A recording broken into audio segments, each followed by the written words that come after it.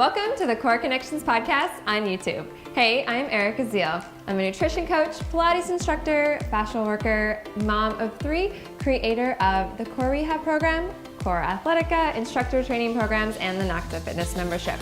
And my Core Connections podcast is designed so that I can help share information with you to help improve your quality of life. So tune in to this episode. What are some things that we can change right off the bat today that really you've seen such a huge impact in improving infertility? Obviously, the mind has to be a big piece. But. So the mind, the diet, and then plant medicine. They're not separate pillars. They're completely interwoven together, depending on the woman and her situation, right? Like really easy things to incorporate is the maca, rhodiola, ashwagandha, and hemp oil. Those are my go-to. Must. Okay. Go-to. About 18 months ago, if we were on the phone, this would not be the same conversation. Oh, interesting. Because I found myself again in this dip. I was in pain every day. And with pain comes no sleep. And with no sleep comes disruption in the brain again. And my body just started falling apart. And a girlfriend and I were putting on a wellness event. She came over one day just happy as could be. And I was like irritated with her. She said, I have this for you, Lane. And I was like, what is that?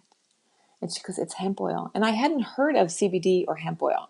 I didn't even know what it was. And because nobody was talking about it, if you go back again, 15, 18 months ago, people were not really talking about it.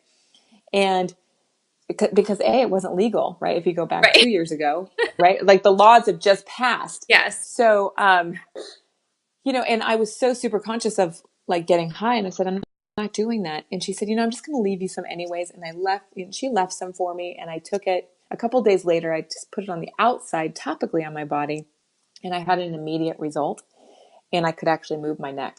Wow. And that's putting it topically? You didn't ingest it? Topically. I didn't ingest it. And I called her and I said, what? I just put this on. And she goes, just think about now if you put it into your body, what would happen? That the body actually has a cannabinoid receptor system. And when the cannabinoid receptor system breaks, all the other systems start to break. So my hypothesis is that if this endocannabinoid system is in malfunction or dis-ease or not being nourished, all systems are going to start breaking down. Hence, immune conditions, right? Like you and I were just talking about, all of us women have all these chronic conditions that are happening. Mm-hmm. And if you go back in our history and you look, you can see, well, they actually pulled out hemp, right? They pulled out the marijuana L sativa plant from our gardens. It used to be that people had to grow it. So when it was in the livestock, it was in our bodies, mm-hmm. right? Because we were eating it. It was a part of our body. It was a part of our society.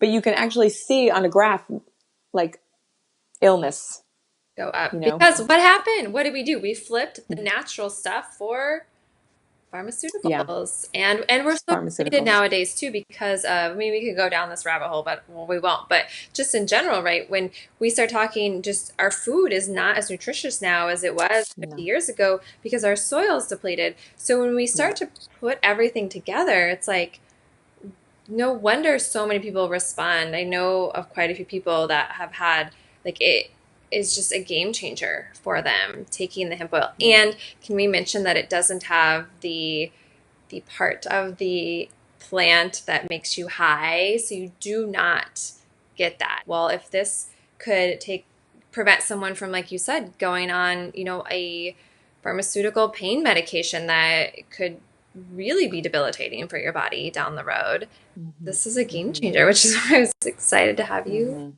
talk about it. And I think all this conversation we talk about, it comes back to really taking your health into your own hands and listening to your intuition, right? So, I think every one of us have had experiences going to more, and there's nothing wrong with doctors. Doctors are great. Some are much more open than others. And I think at the end of the day, if there's something that a doctor says to you and you're just like in your gut, like in your heart, in your stomach, whatever, intuition, however you want to look at it, if it doesn't feel right to you, you gotta dig deeper and figure and take some of it into your own hands, or find another doctor too.